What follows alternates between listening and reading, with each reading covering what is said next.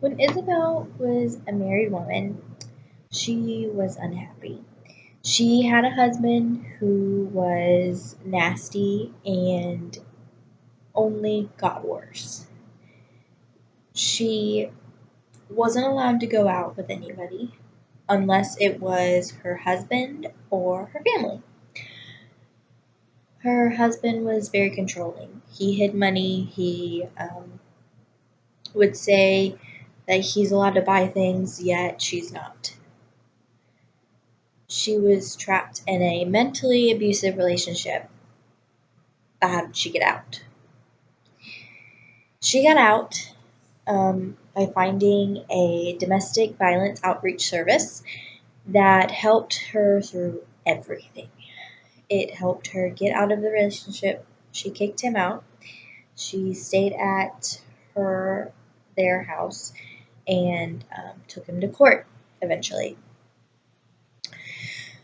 Now, like many of you, I'm oblivious to some of my surroundings at times. Do you think that when they were out that anybody said anything to her or him? Probably not. I've read after they broke up and everything, her friends had told her that they always knew he was like that and that way. Yet they didn't try to stop her, it seems like. But we don't normally do that because we don't like to be in anybody's business, is what we tell ourselves. It's not our business. So these type of things happen every single day. I cannot explain to you the massive amount of things that happen every day that result in domestic violence.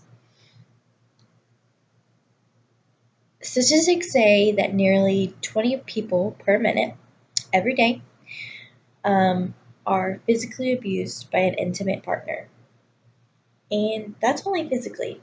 That doesn't take into account for the mentally or the emotionally or any of that. If you add that with it, I'm sure the number would be a little bit higher. I'm sure we can all agree that we don't agree with domestic violence and we want it stopped. Now, some research has shown that it's more of a psychological standpoint of why it happens. And then some others say that it is a um, gene, like their father did it or their mother did it, so now they do it. It just runs in the family. Whatever the case, it still happens. Now, with the statistics, it's 20 every minute. That's a lot. Think about how many minutes are in a day, how many days are in a week, how many weeks are in a month, months in a year, years in a decade, decades in a millennium. Just keep going. That's a lot. Too much. I want you to be able to spot domestic violence, to be able to stop those numbers. There are some signs that you can look for.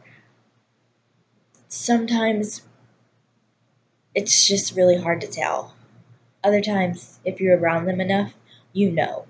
You can tell um, by controlling. You can tell by one person attitude. I believe you can tell by the attitude and how they act around each other. If one person is scared of the other person and flinches, that doesn't you don't think about that. You're that oblivious to that. That's not normal. Now, I'm sure at one point in our lives we've passed by somebody or somebody's crossed our paths and they've experienced domestic violence, or you've experienced domestic violence. I know I have, my past relationship. Yet you don't know how to help. None of my friends knew how to help. Now imagine helping them. Imagine you helping them cope, helping them start a new life, helping them get back on their feet after being this way. Just it feels great. Now we're tracking back. We've gone over the signs, the need for help, and how to help. For me, it was a whole lot easier if somebody would have been there for me a lot earlier, to stop it earlier. I want you to be that somebody for someone else. It will help. Put a stop to these numbers. You can help somebody change their life and save a life. That would feel a whole lot better than finding out that you overlooked this one person and you was too late to help them.